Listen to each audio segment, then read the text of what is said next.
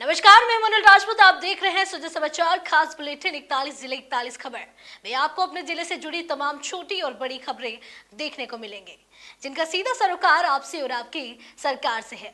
जिलेवार खबरों की तरफ बढ़े उससे पहले एक नजर डालते हैं आज की बड़ी हेडलाइंस पर।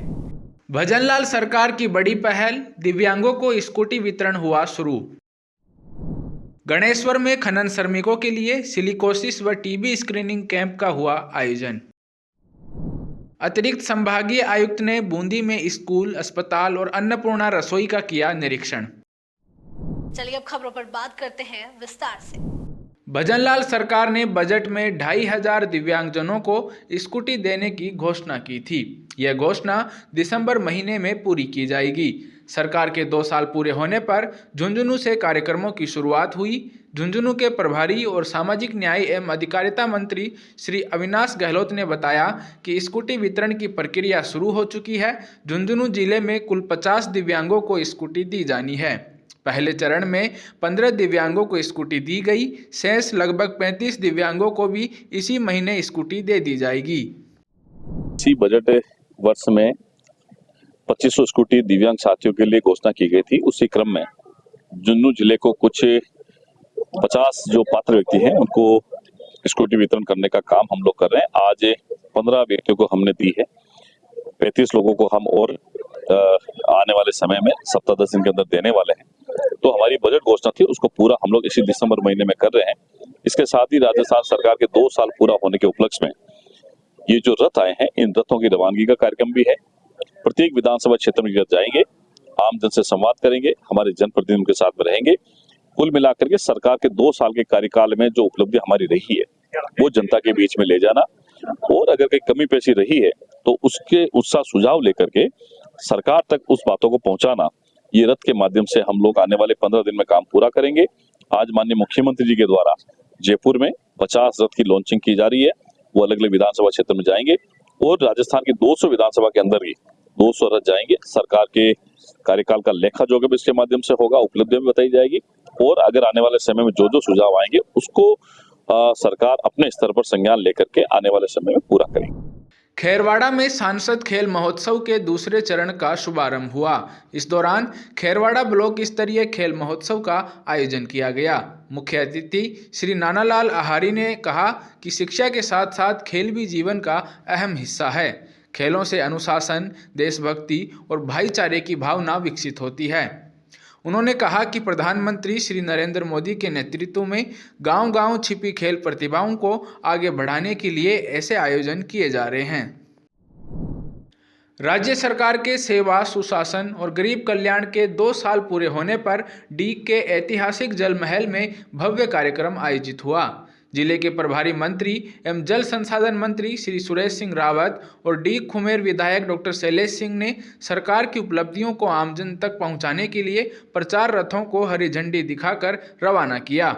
इसके बाद आयोजित प्रेस वार्ता में मंत्री श्री सुरेश सिंह रावत ने डीग जिले में हुए विकास कार्यों की जानकारी दी। उन्होंने कहा कि सरकार ने पिछले 2 सालों में लंबित योजनाओं को पूरा किया है। जिले में पानी की समस्या के स्थायी समाधान के लिए राम जल सेतु पर 9000 करोड़ रुपए से अधिक के काम चल रहे हैं। कई जन कल्याणकारी योजनाएं वो लागू करी, बहुत सारी जन कल्याणकारी योजनाएं धरातल पर उतारी। उसी योजना का प्रचार प्रसार के लिए गांव-गांव, ढाणी-ढाणी, शहर-शहर, वार्ड-वार्ड हमारे जो रथ है पूरे प्रदेश के अंदर 200 विधानसभा के अंदर जाएंगे और प्रचार करेंगे सरकार की जन कल्याणकारी योजनाओं का, प्रचार करेंगे सरकार के विकास कार्यों का, जिससे कि लोगों को ज़्यादा से ज़्यादा इसका लाभ मिले। और हमारे जो 2 साल के अंदर सरकार के अगर विकास की बात करें, अगर विकास के रिपोर्ट कार्ड की बात करें, तो पिछले कांग्रेस की 5 साल में जितने काम हुए उससे अधिक काम 2 साल में हमारी भजनलाल जी की सरकार ने कर ली। चाहे आप युवाओं की बात करें तो लगभग 92,000 से अधिक नौकरियां हमारे भजनलाल जी की सरकार के समय अभी 2 साल में हमने नियुक्ति पत्र दे दिए, और कई 1 लाख और लगभग 54,000 के करीब 1 लाख पौने लगभग 75,000 के करीब नई नौकरियां युवाओं को देने के लिए जो भर्ती प्रक्रिया है वो प्रक्रियाधीन है। इसके अलावा भी आप चाहे किसी भी सेक्टर में लो, हमारी महिलाओं की बात करें तो 19 लाख से अधिक महिलाओं को प्रशिक्षित करने का काम हमारी सरकार ने किया। इसका ही परिणाम है कि लगभग 12 लाख से अधिक हमारी जो बहनें वो लखपति दीदी बन गई है। अगर हम औद्योगिक क्षेत्र के विकास की बात करें तो पिछले साल हमारी सरकार ने इन्वेस्टमेंट समिट कराई थी, राइजिंग राजस्थान का कार्यक्रम कराया था, जिसमें 35 लाख करोड़ से अधिक के MOU उस कार्यक्रम में हुए थे और उसका ही परिणाम है कि 8 लाख करोड़ से अधिक के काम हमारे धरातल पे उतर गए। और अगर हम डीग के विकास की बात करें तो डीग के अंदर भी, क्योंकि नवसर्जित जिला है, यहाँ विकास की काफ़ी दरकार है, तो हम यहाँ हर क्षेत्र के अंदर विकास का काम करेंगे। फतेहपुर शेखावाटी कस्बे में नगर परिषद ने सामुदायिक स्वास्थ्य केंद्र के पास से अस्थायी अतिक्रमण हटाया। यह कार्रवाई रघुनाथपुरा बस स्टैंड के पास स्वास्थ्य केंद्र के पीछे की गई। कार्रवाई के दौरान पुलिस प्रशासन और तहसीलदार मौके पर मौजूद रहे। तहसीलदार श्री हितेश चौधरी ने बताया कि अस्थायी अतिक्रमण को लेकर नगर परिषद में एक शिकायत दर्ज कराई गई थी। शिकायत के बाद उपखंड अधिकारी से मौके पर कमिश्नर नियुक्त करने का अनुरोध किया गया। अनुमति मिलने के बाद नगर परिषद की टीम ने अतिक्रमण हटाने की कार्रवाई की। नीमका थाना शहर में यातायात व्यवस्था को बेहतर बनाने के लिए अभियान शुरू किया गया है। ट्रैफिक पुलिस और नगर पालिका की संयुक्त टीम ने शहर के मुख्य मार्गों पर कार्रवाई की। डीएसपी श्री सुशील मान के निर्देश पर यह अभियान चलाया गया। टीम ने खेतड़ी मोड़ और शहर के मुख्य प्रवेश मार्गों पर सड़क पर खड़ी बाइकों और दुकानों के बाहर रखा सामान जब्त किया। जब्त की गई बाइकों और सामान को ट्रैक्टर ट्रॉली में भरकर कोतवाली थाने भिजवाया गया। डीएसपी ने बताया कि शहर की यातायात व्यवस्था सुधारने के लिए यह कार्रवाई नियमित रूप से जारी रहेगी। उन्होंने कहा कि व्यापारियों को पहले ही नियमों की जानकारी दी जा चुकी थी, इसके बावजूद नियम तोड़ने वालों पर एक्शन लिया गया है। नीमका थाना के मुख्य चिकित्सा अधिकारी डॉक्टर भूपेंद्र सिंह के निर्देशन में सामुदायिक स्वास्थ्य केंद्र गणेश्वर के अंतर्गत सिलिकोसिस और टीबी स्क्रीनिंग कैंप का आयोजन किया गया। यह कैंप भराला मोड़ झीर की चौकी पर खनन क्षेत्र में काम करने वाले श्रमिकों के लिए लगाया गया। कैंप में श्रमिकों की सिलिकोसिस और टीबी की जांच की गई। साथ ही रोग की पहचान, इलाज, नियंत्रण, उन्मूलन और पुनर्वास से जुड़ी सेवाएं दी गईं। श्रमिकों को धूल से होने वाली बीमारियों से बचाव और सुरक्षा उपायों की जानकारी भी दी गई। संभागीय आयुक्त श्री अनिल कुमार अग्रवाल ने कलेक्ट्रेट सभागार में बजट घोषणा 2024-25, 2025-26 और महत्वपूर्ण विभागीय योजनाओं की समीक्षा बैठक ली। उन्होंने सभी विभागों को लंबित कार्य तय समय में और गुणवत्ता के साथ पूरा करने के सख्त निर्देश दिए। बैठक में सार्वजनिक निर्माण विभाग की लंबित बजट घोषणाओं की बिंदुवार समीक्षा की गई। संभागीय आयुक्त ने कहा कि विकास कार्यों में यदि वन विभाग से जुड़ी कोई रुकावट है तो उसे प्राथमिकता से दूर कर निर्माण कार्य शुरू किए जाएं। साथ ही जीर्णोद्धार कार्यों को जल्द शुरू करने और गुणवत्ता पर विशेष ध्यान देने के निर्देश दिए गए। बूंदी जिले में अतिरिक्त संभागीय आयुक्त ममता कुमारी तिवारी ने धनेश्वर और डाबी क्षेत्र का दौरा किया। इस दौरान उन्होंने स्कूलों, चिकित्सा केंद्रों और अन्नपूर्णा रसोई का निरीक्षण किया। निरीक्षण के समय अन्नपूर्णा रसोई में अव्यवस्थाओं पर उन्होंने नाराजगी जताई, जबकि चिकित्सा सेवाओं पर संतोष व्यक्त किया। धनेश्वर स्थित राजकीय महात्मा गांधी अंग्रेजी माध्यम विद्यालय के निरीक्षण में यह सामने आया कि कई छात्र लंबे समय से स्कूल नहीं आ रहे हैं, इससे उनके पढ़ाई स्तर पर असर पड़ रहा है। इस पर उन्होंने प्रधानाचार्य और शिक्षकों को निर्देश दिए कि वे ऐसे विद्यार्थियों के अभिभावकों से संपर्क कर बच्चों को नियमित स्कूल भेजने के लिए प्रेरित करें। शेरगढ़ में जिला परिषद के मुख्य कार्यकारी अधिकारी श्री आशीष कुमार मिश्रा की अध्यक्षता में पंचायत समिति सभागार में आसान्वित ब्लॉक की समीक्षा बैठक आयोजित की गई। बैठक में उन्होंने सभी विभागों को 100% लक्ष्य हासिल करने के निर्देश दिए। सीईओ श्री मिश्रा ने बताया कि ब्लॉक शेरगढ़ सितंबर माह की रैंकिंग में देश में 13वें स्थान पर है और जोन में 3रे स्थान पर रहा है। स्कूलों में मिशन गरिमा जैसे अभियानों और शौचालय व्यवस्था से काफ़ी प्रगति हुई है। उन्होंने अधिकारियों को 10वीं और 12वीं कक्षा के विद्यार्थियों पर विशेष ध्यान देने, जहां शिक्षक कम है वहां तुरंत नियुक्ति करने, साप्ताहिक टेस्ट लेने और बोर्ड परीक्षा के लिए रिव्यू टेस्ट कराने के निर्देश दिए। डीडवाना के जिला कलेक्ट्रेट कार्यालय के सामने पिछले 33 दिनों से चल रहे किसान आंदोलन का अंत हो गया है। राज्य सरकार ने किसानों की मांगों पर ध्यान देते हुए उच्च स्तरीय कमेटी का गठन किया और बाकी मुद्दों पर जिला कलेक्टर ने आश्वासन दिया। इसके बाद किसान नेता श्री भागीरथ यादव ने किसानों को जानकारी दी और महापड़ाव समाप्त होने की घोषणा की। श्री भागीरथ यादव ने बताया कि अब उच्च स्तरीय कमेटी ही कस्टोडियन जमीनों से जुड़े मामलों की जांच करेगी। किसानों को अपनी जमीन के दस्तावेज संभाल कर रखने होंगे और कमेटी के समक्ष पेश करने होंगे। कमेटी अपनी रिपोर्ट राज्य सरकार को सौंपेगी। आज हमारी सौहार्दपूर्ण वार्ता हुई है। कलेक्टर साहब ने खुद ने कहा है कि मुझे दुख है कि आप इतने दिन बैठे रहे, लेकिन मेरे लेवल की बात नहीं थी और आज आपका शानदार आदेश कल राजस्थान की सरकार ने निकाल दिया है। कमेटी आएगी, उस कमेटी के तत्काल हम आप लोगों को बुलाएंगे, डॉक्यूमेंट आप पेश कर देना और तमाम हमारी मांगे आज मंजूर राजस्थान सरकार और प्रशासन ने कर ली है। इसीलिए हमने हमारी संघर्ष समिति और अखिल भारतीय किसान सभा ने तय किया है कि 3 महीने का टाइम सरकार इस प्रशासन ने मांगा है हमसे, तो 3 महीने हम इंतजार करेंगे और आज हम महापड़ाव के उठाने की घोषणा हमने आज की है। आज हमारी जीत हुई है, फर्स्ट स्टेज के ऊपर हमारी जीत हुई है और आगे इस संघर्ष को हम जारी रखेंगे। जब तक हमारा खातेदारी अधिकार रिकॉर्ड में नहीं चढ़ जाता, तब तक अखिल भारतीय किसान सभा संघर्ष समिति संघर्ष को इसी तरह से लड़ते रहेगी, जनता को साथ में लेकर। बिल्कुल। देखिए, पिछले 33 दिनों से हमारा महापड़ाव यहाँ चल रहा है और हमारी जो मांगे थी, हमारी मांग ये थी कि जो प्रक्रिया है वो चालू होनी चाहिए और आज हमारी जिला कलेक्टर से बातचीत हुई। जिला कलेक्टर ने जो हमारा आदेश निकला है राजस्थान सरकार से और इसमें हमारी प्रक्रिया जो है सुचारू रूप से चालू हो गई है।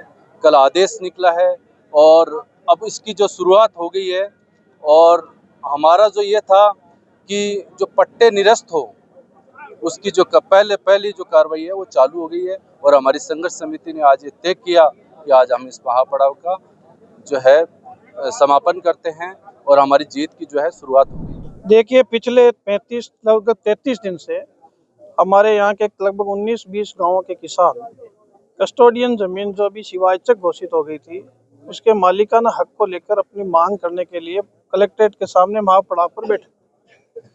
7-8 दिन पहले इनका डेलीगेशन मेरे से भी मिला था, तो मैंने आश्वासन दिया था कि भाई सरकार की तरफ से जो भी सहयोग होगा आप अपनी बात को अच्छी तरह से स्पष्ट करके हमारे सामने रखिए। सरकार के सामने आपकी बात को रखेंगे। मैंने माननीय जिला कलेक्टर महोदय के साथ आपके प्रतिनिधिमंडल की वार्ता करवाई थी, लेकिन चूंकि कुछ जो विषय थे वो माननीय राजस्व मंत्री जी के और सरकार के पास उनका निर्णय होना था, तो मैं 7 तारीख को राजस्व मंत्री श्री हेमंत मीणा जी से मिला था। मिलके उनसे मांग की थी, वो पत्र मैंने आपकी संघर्ष समिति को भी दिया था और उसमें मैंने मांग की थी कि भाई इनकी समस्याओं का समाधान करने के लिए एक आपके राजस्व मंत्रालय से एक कमेटी का निर्माण हो, उसमें 2-3 तहसीलदार शामिल हो, राजस्व अधिकारी हो, कोई जेल और डीएलओ लेवल का न्यायिक अधिकारी भी हो जिसको इस कानून की जानकारी हो पूरी। माननीय हेमंत मीणा जी ने पूरी गंभीरता दिखाते हुए मेरी मांग को ध्यान में रखते और किसानों की बात को ध्यान में रखते हुए कल एक पत्र जारी किया, उसमें 3 तहसीलदारों सहित एक राजस्व न्यायिक अधिकारी की एक कमेटी का गठन किया। गठन करने के बाद हमने संघर्ष समिति को कहा कि भाई जो आपकी मांग थी सरकार के स्तर पर उसका हमने गठन करवा दिया है। आज जिला कलेक्टर महोदय के सामने संघर्ष समिति के लोगों को किसानों के साथ बैठकर हमारी वार्ता हुई और ये कमेटी किस तरह काम करेगी और किस तरह ये आपकी जो कस्टोडियन की भूमि है जो शिवायचक घोषित हो गई थी और शिवायचक जमीन से इनके खातेदारी में किस तरह से ये इनका दावा पेश करेंगे और किस तरह से कानूनी प्रक्रिया ये चलेगी, उसके लिए हमने चर्चा की। चर्चा करने के बाद जब ये कमेटी डीडवाना में आएगी तो इनके मालिका हक को लेकर जो भी दस्तावेज इन सबको प्रस्तुत करने हैं किसानों को वो प्रस्तुत करेंगे। प्रस्तुत करने के साथ ही हम सरकार से मांग भी करेंगे कि इनके हित में अधिकतम कम से कम जितना समय लग सके उसमें कम समय में ज़्यादा से ज़्यादा किसानों की बात को सुनकर इनके अधिकारों को दिलाने की बात हमने की है और मेरा विश्वास है कि 3 महीने में ये काम पूरा कर लिया जाएगा। और मैंने आज आप सब किसानों से ये निवेदन भी किया कि हम ये 3 महीने में सरकार से निवेदन करके और 3 महीने में ये काम पूरा कराने का काम करेंगे, क्योंकि हमारी भी सब आप सबके साथ हमारी भावना भी जुड़ी हुई है और हम भी चाहते हैं। और आज मैंने आप सबसे आग्रह किया कि आप 33 दिन से सर्दी का मौसम भी है और चूँकि अब आपको ये धरना समाप्त करना चाहिए, लोकतांत्रिक रूप में आपने शांतिपूर्वक जिस तरह से धरना दिया, अब ठंड का मौसम है और सरकार ने आपकी न्यायोचित बात को माना है और हम बात को आगे भी बढ़ाएंगे। आज किसान संघर्ष समिति सहित सभी किसानों ने हमारी बात को स्वीकार करते हुए धरना समाप्त किया। उसके लिए भी मैं इन सब का धन्यवाद ज्ञापित करता हूँ। एक ग्रुप कल भी आया था। राज्य सरकार ने एक कमेटी बना दी है। इन लोगों की डिमांड थी लगातार कि कस्टोडियन भूमि जो अब सिवाई चक है उस पे इनका यह कहना है कि 40-50 साल से जो लोग खेती कर रहे हैं उनका हक होना चाहिए। तो हक होगा या नहीं होगा ये तो कमेटी तय करेगी। सरकार ने एक कमेटी बना दी है इसमें 3 तहसीलदार और एक DLR रखा है और रेवेन्यू विभाग का सीनियर डिप्टी सेक्रेटरी को उसका अध्यक्ष बनाया है। अब कमेटी ये तय करेगी कि कौन सी जमीन इनकी होनी है, कौन सी सिवाई चक है, तो उसमें किसको क्या हक मिलना है, नहीं मिलना है। तो इसी कारण से क्योंकि इन्होंने जब 27 तारीख को आए थे और मुझे अपना रिप्रेजेंटेशन दिया था, उसी दिन हमने इनकी जो डिमांड थी वो सरकार को भेज दी थी। उसके बाद 1-2 बार और सरकार ने जब मांगी जो सूचनाएं हमने भेज दी थी, उसी आधार पर गवर्नमेंट ने एक कमेटी बना दी। कमेटी तय करेगी कि सिवाई चक में से कितनी जमीन किसकी है किसकी नहीं है और है भी कि नहीं है, इसका निर्णय समिति करेगी और समिति अपनी रिपोर्ट सरकार को देगी। बांसवाड़ा में 1 दिवसीय दौरे पर आए TAD मंत्री श्री बाबूलाल खराड़ी ने जिला सूचना प्रसारण विभाग में प्रेस कॉन्फ्रेंस की। उन्होंने भजनलाल सरकार के 2 साल पूरे होने पर सरकार की उपलब्धियों की जानकारी दी। मंत्री ने बताया कि सरकार ने अपने संकल्प पत्र के लगभग 70% वादे पूरे किए हैं, जिससे जनता का विश्वास मजबूत हुआ है। रोजगार, सड़क विकास, चिकित्सा, स्वास्थ्य, पर्यटन, नियुक्तियां और ग्रामीण सुविधाओं में राज्य सरकार ने पिछली सरकार की तुलना में बहुत ज़्यादा काम किया है। 2 साल पूर्ण हुए और 2 साल पूर्ण होने के बाद में हमारी सरकार ने जन कल्याणकारी जो काम किए हैं वो बेमिसाल हैं। सभी क्षेत्रों में अगर हम तुलना करेंगे कांग्रेस से तो उनके समय और हमारे समय की तुलना के बाद में मैं आपको बताऊंगा 2-2, 3-3, 4-4, 5-5 गुना काम हमने अधिक किया है, जिसका एक सुंदर सा रथ तैयार किया गया है। प्रत्येक विधानसभा में एक रथ जाएगा, उसमें LED भी लगी रहेगी और उसमें जो काम पंचायतों में हुए, गाँवों में हुए हैं, वो सारे के सारे काम भी वहाँ पर दिखेंगे। इससे लगेगा कि जनता ने, कई बार क्या होता है कि हम काम करते लेकिन जनता देख नहीं पाती, पता लगता नहीं, लेकिन सारे काम वो दिखेंगे जो वहाँ हुए हैं हमारी सरकार के। उस रथ में एक सुझाव पेटी भी रहेगी, जो जनता जनार्दन जो है उनकी कोई समस्या है, उनका कोई सुझाव है, वो सुझाव भी उस मत पेटी, अपने सुझाव पेटी में डालेंगे। वो पेटी जयपुर जाके खोली जाएगी और खोलने के बाद में उनके बहुमूल्य सुझावों को आने वाले बजट सेशन में भी ऐसे महत्वपूर्ण उनको शामिल किया जाएगा। उनके काम जो हैं महत्वपूर्ण हैं, उनको भी चरणबद्ध रूप से पूरा किया जाएगा। चूरू में सामाजिक न्याय एवं अधिकारिता मंत्री तथा जिला प्रभारी मंत्री श्री अविनाश गहलोत ने जिला परिषद परिसर से प्रदेश सरकार के 2 वर्ष पूरे होने के उपलक्ष्य में बढ़ता राजस्थान हमारा राजस्थान थीम वाले विकास रथों को हरी झंडी दिखाकर विधानसभा क्षेत्रों के लिए रवाना किया। इस अवसर पर उन्होंने कहा कि मुख्यमंत्री श्री भजनलाल शर्मा के नेतृत्व में राजस्थान तेजी से आगे बढ़ रहा है। यह विकास रथ जिले की सभी विधानसभा क्षेत्रों में जाकर प्रदेश सरकार की नीतियों, योजनाओं और उपलब्धियों का प्रचार प्रसार करेंगे। आमजन रथ में रखी सुझाव पेटिका में अपनी राय दे सकते हैं, जिन पर सरकार विशेष प्रयास करेगी। वर्तमान राजस्थान सरकार के सफलतम 2 वर्ष पूर्ण होने के उपलक्ष्य में आज जयपुर में माननीय मुख्यमंत्री भजनलाल शर्मा जी के द्वारा 200 ही विधानसभा क्षेत्र के अंदर 200 विकास रथ को रवाना किया गया। उसमें चूरू जिले के अंदर भी हमने हमारे जनप्रतिनिधियों के साथ मिलकर के, जिला प्रशासन के साथ मिलकर के इन रथों को अलग अलग विधानसभा क्षेत्र में रवाना किया है। 5 रथ हमने यहाँ से रवाना किया। एक रथ आज माननीय मुख्यमंत्री जी की जो 50 रथ की रवानगी थी उसमें एक शामिल था, वो भी हमारे बीच पहुँचेगा। अलग अलग विधानसभा में बीते 2 वर्ष में जो काम माननीय मुख्यमंत्री जी के प्रयासों से झुंझुनू, चूरू, सीकर, शेखावटी में हुए हैं, उनके लिए विशेषकर चूरू में हर एक विधानसभा क्षेत्र में पिछले 2 साल के काम को जनता के बीच में ले जाना, जनता के सुझाव को आमंत्रित करना और उन सुझाव पर अमल करके आने वाले समय में उस पर काम करना, ये सरकार की प्राथमिकता है। आज बड़ी खुशी है कि ये सरकार के पिछले 2 साल के कार्यकाल का मुझे लगता है विश्लेषण भी हो जाएगा और सरकार के पिछले 2 साल में कैसा काम किया वो जनता की राय भी हमारे इस रथ के अंदर सुझाव पेटी भी है। उस पेटी के अंदर आमजन उसमें सुझाव भी डाल सकता है, सरकार से कोई शिकायत है उसको भी बता सकता है और सरकार के अच्छे काम के उसको धन्यवाद भी उस पेटी के माध्यम से कर सकता है। तो ये मुख्यमंत्री के निर्देशन में लगातार 2 साल से जो काम हुए हैं, बड़ी खुशी है कि आज लगभग 2 साल बाद हम लोग जनता के बीच में विकास रथ के माध्यम से जा रहे हैं। निश्चित ही आने वाले समय में मुख्यमंत्री जी के नेतृत्व में चाहे चूरू जिले के विकास की बात हो या राजस्थान के अन्य जिलों की, हम सब मिलकर के सामूहिक प्रयास करेंगे। आप सभी का बहुत बहुत धन्यवाद। सलूम्बर जिले के उपखंड अधिकारी ने राजकीय प्राथमिक विद्यालय काठड़ी ब्लॉक जयसमंद का निरीक्षण किया। इस दौरान उन्होंने विद्यालय में मिड डे मील का भी निरीक्षण किया। उपखंड अधिकारी ने बच्चों के साथ पंक्ति में बैठकर भोजन चखा और बच्चों से प्रतिदिन बनने वाले भोजन के स्वाद और पौष्टिकता के बारे में जानकारी ली।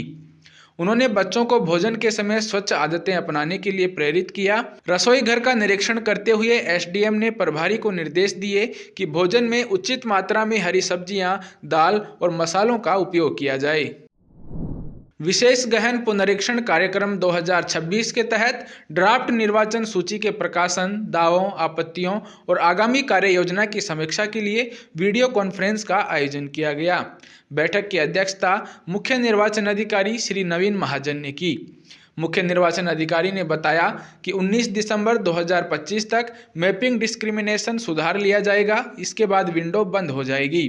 जिला निर्वाचन अधिकारी श्री अवधेश मीना ने निर्देश दिए कि सभी रजिस्ट्रीकरण पदाधिकारी और सहायक पदाधिकारी अपने क्षेत्र के बीएलओ को ड्राफ्ट रोल से संबंधित जानकारी, फॉर्म 6, 7, 8 की वर्तमान स्थिति और घर घर सत्यापन के लिए मार्गदर्शन उपलब्ध कराएं।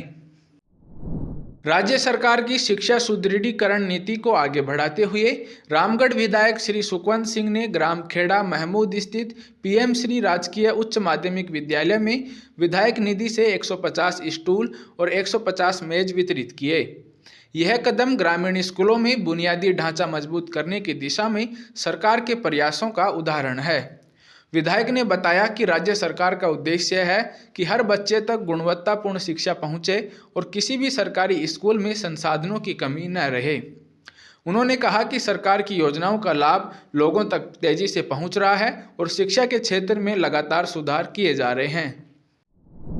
राजगढ़ में चिकित्सा स्वास्थ्य एवं परिवार कल्याण विभाग द्वारा गोलाकाबास प्राथमिक स्वास्थ्य केंद्र पर सिलिकोसिस और टीबी स्क्रीनिंग कैंप आयोजित किया गया। यह शिविर पालपुर खनन क्षेत्र और गोलाकाबास में मूर्ति निर्माण कार्य से जुड़े श्रमिकों के लिए विशेष रूप से रखा गया था। कैंप में कुल 25 श्रमिकों की स्क्रीनिंग की गई। सभी लोगों की टीबी जांच की गई, लेकिन सिलिकोसिस के कोई लक्षण नहीं पाए गए, इसलिए किसी का सिलिकोसिस रजिस्ट्रेशन नहीं किया गया। शिविर में श्रमिकों की रोग पहचान, उपचार, नियंत्रण, उन्मूलन और पुनर्वास से संबंधित सेवाएं भी प्रदान की गईं। साथ ही धूल जनित रोगों से बचाव और सुरक्षा उपायों के बारे में श्रमिकों को जानकारी दी गई। आज राजगढ़ क्षेत्र में सिलिकोसिस का कैंप गोलाकाबास पीएससी पर रखा गया, जिसमें सिलिकोसिस के जो रोगी हैं उनकी स्क्रीनिंग करके उनको चिन्हित करना था। जिस रोगी में सिलिकोसिस के लक्षण पाए जाएं उसे राज्य सरकार की योजना से जोड़ने का लक्ष्य था। क्योंकि इस समय गोलाकाबास क्षेत्र में खाने बंद हैं, खनन कार्य बंद है, तो वहाँ सिलिकोसिस के रोगी पाए नहीं गए और जो मूर्तिकार हैं उन लोगों ने अपनी स्क्रीनिंग कराई तो उसमें इस तरह के कोई लक्षण नहीं दिखे, जिससे हम उनको आगे स्क्रीनिंग के लिए और भेजें, अन्य जांचों के लिए भेजें। तो अगला कैंप राजगढ़ क्षेत्र के जो औद्योगिक क्षेत्र है उसमें हम 17 तारीख को रख रहे हैं। उसमें भी इस तरह की ही स्क्रीनिंग होगी और ऐसे लक्षण वाले रोगी पाए जाते हैं तो उनको आगे के लिए हम फिर उनको राज्य सरकार की योजनाओं का लाभ दिलाएंगे। आज राज्य सरकार की ओर से आयोजित सिलिकोसिस एवं टीबी स्क्रीनिंग कैंप का आयोजन करवाया गया है, जो कि आज प्राथमिक स्वास्थ्य केंद्र गोलाकाबास में आयोजित हुआ, जिसमें पालपुर और खनन वर्कर एवं गोलाकाबास में जो मूर्तिकार हैं उनकी हमने स्क्रीनिंग की, जिसमें हमने वहाँ उपस्थित 25 व्यक्तियों की स्क्रीनिंग की, जिसमें सभी की टीबी की भी जांच करवाई गई एवं सिलिकोसिस से संबंधित डॉक्टर सत्यप्रकाश मीणा जी जो चेस्ट फिजिशियन है उनके द्वारा सबकी स्क्रीनिंग की गई। उनमें किसी में भी सिलिकोसिस के कोई लक्षण नहीं मिले, इसलिए सिलिकोसिस के लिए तो किसी को रेफर नहीं किया, लेकिन टीबी की सभी की जांच करवा दी गई है। अगला कैंप हमारा जो है औद्योगिक क्षेत्र राजगढ़ में आयोजित है 17 तारीख को। उसमें भी जितने भी फैक्ट्री एरिया में जितने भी वर्कर काम कर रहे हैं उन सब की स्क्रीनिंग की जाएगी। भजनलाल सरकार के नेतृत्व में सरिस्का बाग परियोजना में वन्य जीव संरक्षण और सुरक्षा के लिए कई विकास कार्य किए जा रहे हैं। इसी कड़ी में परियोजना में 8 दिन तक चलने वाली वन्य जीव गणना शुरू कर दी गई है।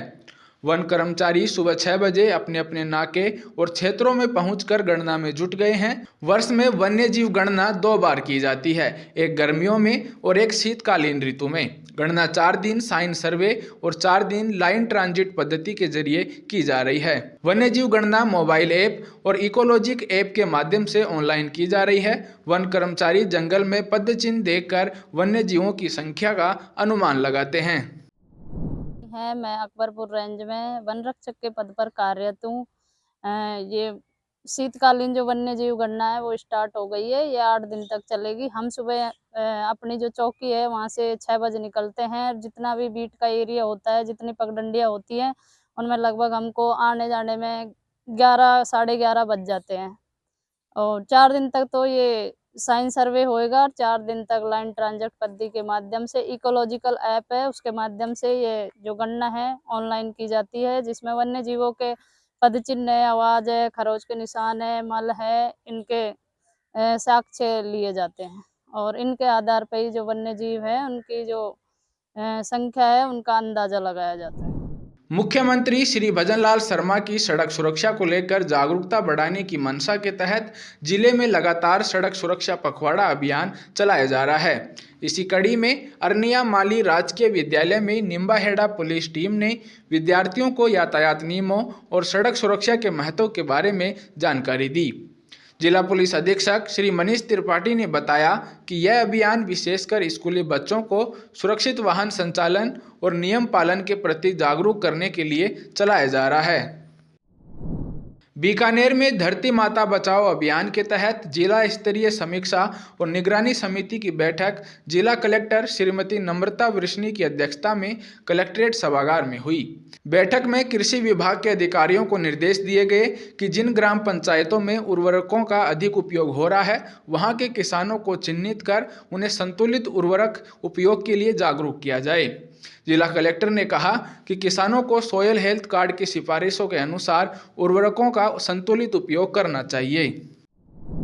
स्वच्छता और पर्यावरण संरक्षण के क्षेत्र में एक बड़ा कदम उठाते हुए विधायक श्री ताराचंद सारस्वत ने शुक्रवार को FSTP का औपचारिक लोकार्पण किया। यह आधुनिक तकनीक से निर्मित संयंत्र क्षेत्र में मल कीचड़ निस्तारण और ठोस अपशिष्ट प्रबंधन की समस्या का स्थायी समाधान प्रदान करेगा। लगभग 12 करोड़ रुपए की लागत से तैयार इस अत्याधुनिक संयंत्र से क्षेत्र की स्वच्छता व्यवस्था में उल्लेखनीय सुधार की उम्मीद जताई जा रही है। विधायक श्री ताराचंद सारस्वत ने कहा कि यह परियोजना स्वच्छता मानकों को नई दिशा देगी और क्षेत्र की जन स्वास्थ्य व्यवस्था को मजबूत करेगी। 41 जिले 41 खबर बुलेटिन में आज के लिए इतना ही। फिर मिलेंगे नई खबरों के साथ। तब तक के लिए देखते रहिए सुजय समाचार। हमारे चैनल को लाइक, सब्सक्राइब और शेयर करना ना भूलें। धन्यवाद।